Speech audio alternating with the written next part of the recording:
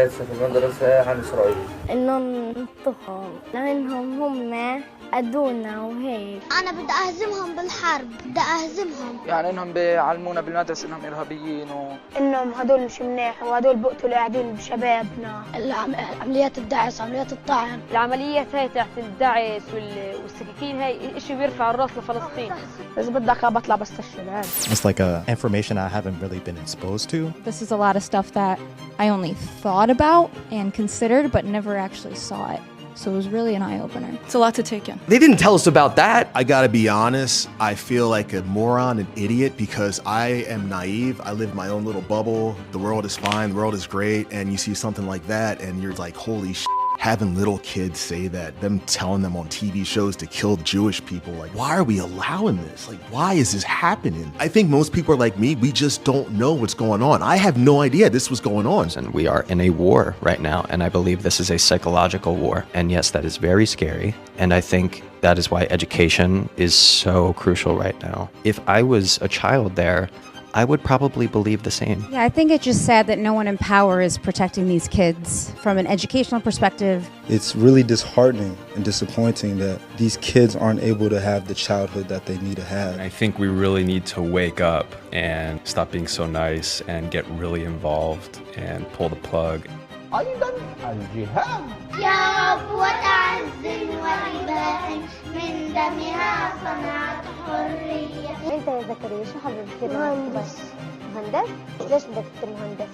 عشان أفجر اليهود. أنا بقول له يمسك حجر ولما يجي اليهود عنده يمسكوه. نطخ اليهود. كلهم؟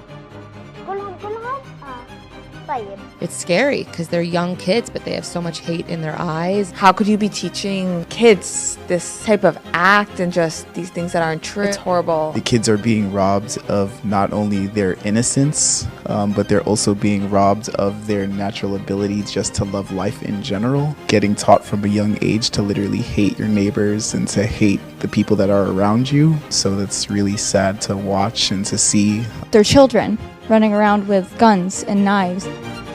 بالضرب ويقتل كل شيء وانا مش عارف ليش بدنا نتحرر عن الناس البلد اليهود المجرمين المقتزمين. It tears my soul, honestly. They don't know what they're getting into. They're just repeating and keeping a cycle of hate that's going on. It's thankfully so distant from our cultural comprehension that people would be taught on children's shows to kill and murder and kill themselves. And it's important to remember that the U.S. is in the UN and that a lot of our dollars go to the UN and UNRWA, which is American resources, Western resources, UN resources, and money go to schools that actively teach children to hate Jews. What is the UN for? If that's happening, like, this is just straight up anti-Semitic propaganda. I'm sorry, it's just like the same thing we saw 80 years ago.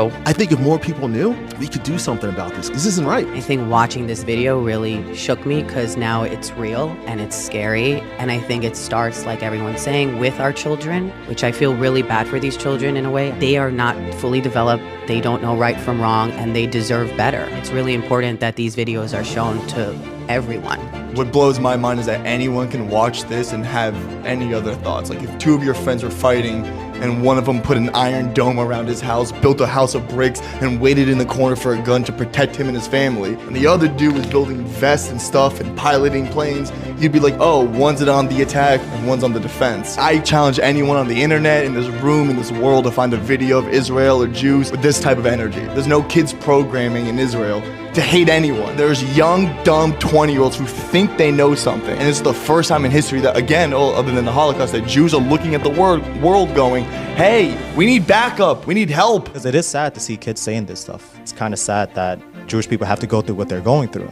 There was this incident where a couple of Jewish kids have to lock themselves inside like a room because they were being chased around by other students because I guess they were Jewish. After the LGBTQ, they're going to come after the black community. They're going to come after the Asian community because they don't like anyone but themselves. They don't even like themselves. They want to kill themselves. This is an experience that I'm going to walk out of this room today and I don't think my next week is going to be the same as what I thought it was going to be. It's really sad to know that there are things like this that exist in other parts of the country that are literally instilling people just to just to hate from a very early age. I feel like at this moment, all we can do is have faith and have urgency to coming up with solutions. I think once people like me start knowing, we want to help out because this isn't going to stop with us. Bring awareness. The more people know, we can start doing something. We can talk to the government, ask questions about the UN, like why are they giving money to these people?